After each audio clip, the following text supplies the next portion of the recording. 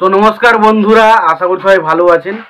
তো বন্ধুরা, এখন যে ছবিটার বিষয়ে আমি কথা বলবো, তো সেই ছবিটার নাম হলো রণক্ষেত্র, যেখানে লিড চরিত্রে আমরা প্রসেনজিৎ চট্টোপাধ্যায়, রঞ্জিত মল্লিক, দীপঙ্কর দে, টোটা রায়চৌধুরী, অপরাজিতা আড্ড, শতাব্দী রায় সহ আরও অনেককে দেখছি ছবির মধ্যে।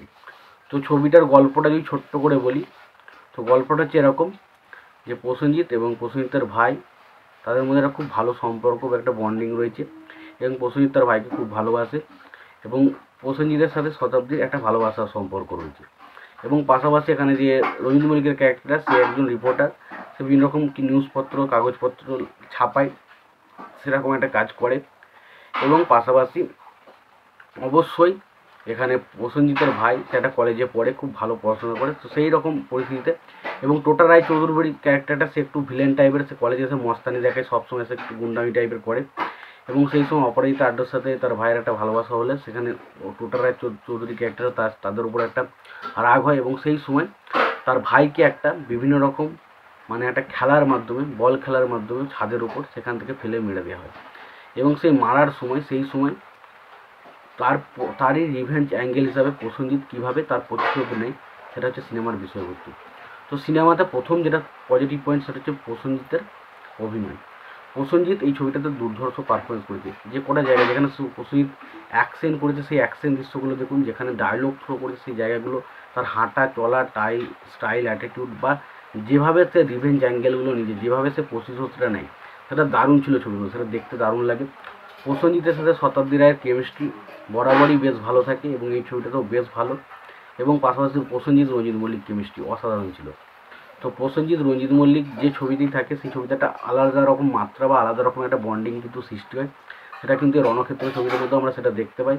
পাশাপাশি অপরাজিতা আড্ড বলি বা বাকি যে সমস্ত কাস্টিংগুলো ছিল, দীপঙ্কর দে বা টোটা রায়চৌধুরী এই ছবিতে কিন্তু একটা বেশ ভালো ভিলেনের ক্যারেক্টার প্লে করেছিল, এবং টোটা রায়চৌধুরীকে কিন্তু যথেষ্ট হ্যান্ডসাম লাগছিল ছবির মধ্যে।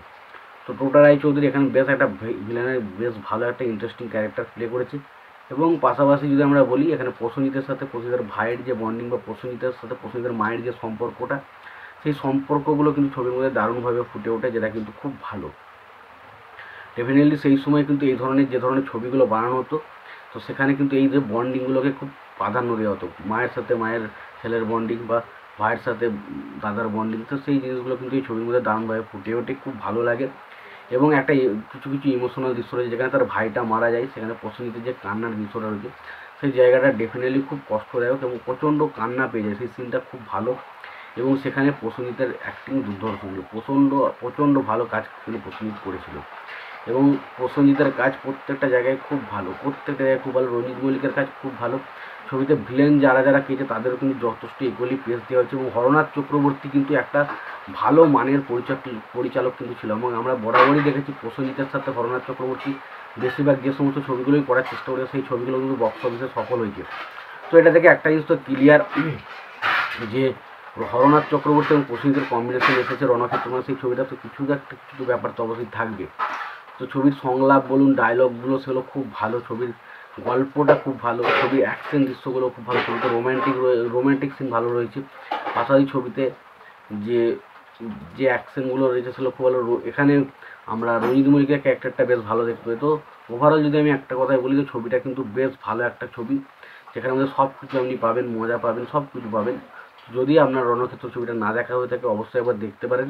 আর যদি দেখে থাকেন, আপনাদের কেমন লেগেছে অবশ্যই জানাবেন। আর সবশেষে একটাই কথা বলবো, যদি ভিডিওটি আপনাদের পছন্দ হয়, অবশ্যই লাইক কমেন্ট শেয়ার করে দেবেন। চ্যানেলটা নতুন হয়ে থাকলে অবশ্যই চ্যানেলটি সাবস্ক্রাইব করে নিয়ে পাশে বেল আইকনটা অবশ্যই প্রেস করে দেবেন। ভালো থাকবেন, সুস্থ থাকবেন, দেখা হচ্ছে পরবর্তীতে।